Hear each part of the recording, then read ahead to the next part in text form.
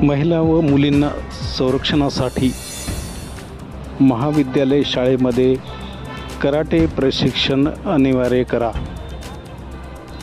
उषाताई नरवाडे, सन Maharashtra news, Nanded.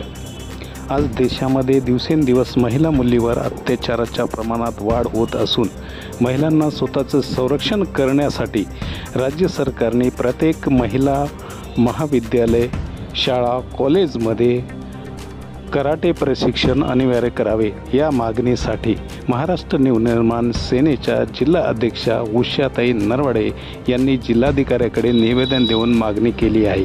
पाहूया sun Maharashtra news special report, Nanded. हां madam, आज जिल्हाधिकारी कार्यालयामध्ये काय निवेदन देतो, काय मागणी?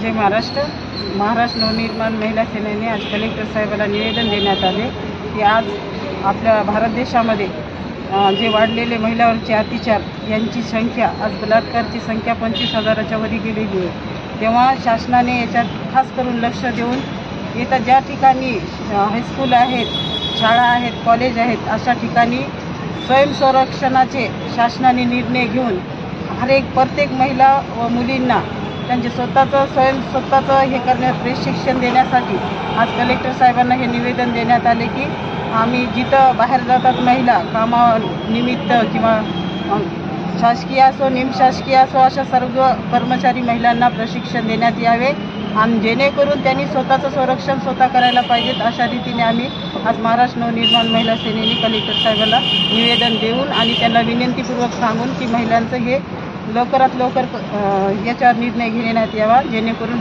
वाढते बलात्कार, अत्याचार हे थांबवावे आणि लवकरात लवकर अशा नराधमाला ज्यांनी काल परवा जे कोलकातामध्ये झाले, जे बदलापूरमध्ये झाले, अशा नराधमाला तात्काळ फाशीची शिक्षा द्यावी असं आम्ही नमूद केली.